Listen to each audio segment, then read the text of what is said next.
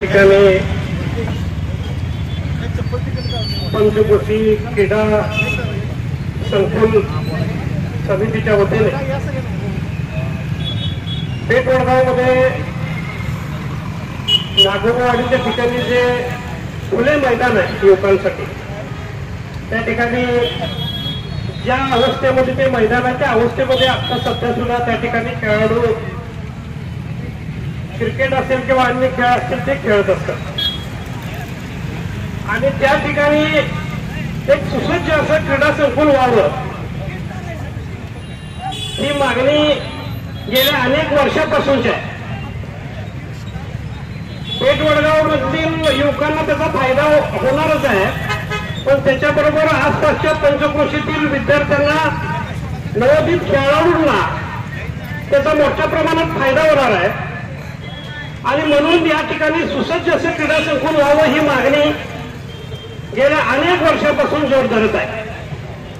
आणि नुसती मागणी करून या ठिकाणचे युवक, या ठिकाणचे खेळाडू थांबलेले नाहीत, तर त्यांनी आंदोलनाच्या माध्यमातून लोकप्रतिनिधींना वेळोवेळी जागा करण्याचं काम केलेलं आहे.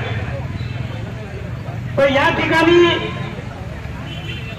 बऱ्याच वेळेला क्रीडा संकुल समितीचे आता विजय अपराध आहे, त्यांनी बऱ्यापैकी धुरा या क्रीडा संकुल व्हावं यासाठी खांद्यावर घेतलेले आहे. अपराध साहेबांना मला या निमित्ताने सांगायचं आहे की लढण्यासाठी एक जण आणि मतदानासाठी एक जण ही पद्धत कुठेतरी अपराध साहेब थांबवायला पाहिजे. लढायला पण तोच माणूस पाहिजे ज्याला आपण मतं देतोय. डॉक्टर मिंचेकर साहेब आहेत म्हणून सांगायला लागलोय, नाहीतर मतदान आम्ही देतोय एकाला आणि लढायला बोलवतोय दुसऱ्याला. गेल्या वेळेला कोण आमदार होतं त्याने याचं काम करायला पाहिजे होतं, ही माझी प्रामाणिक भावना आहे. का राहिलं गेल्या 5 वर्षामध्ये क्रीडा संकुलाचं काम का झालं नाही? मैदानाला कुठलं निधी आणायला लागतोय? इंग्लंडमधनं निधी आणायला लागतो का ऑस्ट्रेलियातनं निधी आणायला लागतोय? पण निधी का आला नाही? का निधी आला नाही? आणि मग आमचे खेळाडू त्याच्यापासून वंचित का राहिले त्याचा विचार खेळाडूंनी करण्याचं गरजेचं आहे.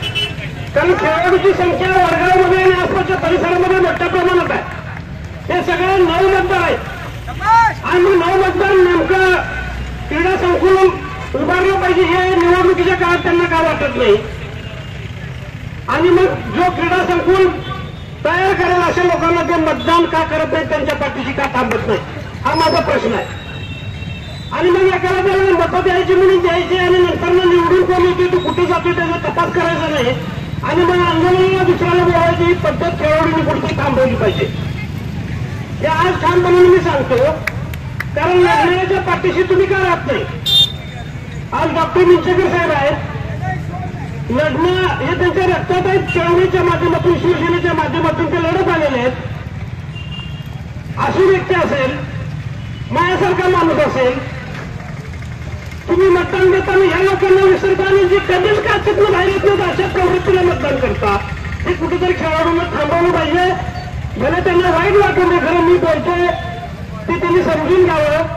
जोपर्यंत एखादं काम होत नसेल आणि रस्त्यावर येण्याची तयारी ज्या आमदाराची नसेल त्या आमदारांना मत देऊ नये अशा पद्धतीची भूमिका खेळाडूंनी घेतली पाहिजे. आणि अशी भूमिका जोपर्यंत खेळाडू तिथं नवोदित खेळाडू घेत नाही तोपर्यंत या ठिकाणचं मैदान होत नाही. आणि ते व्हायचं असेल तर लढण्याच्या पाठीशी उभं राहावं आणि तरच ते क्रीडा संकुल होईल. आज आमदारकीचा विधानसभेचा विषय संपला, ते झालं जाऊ नये.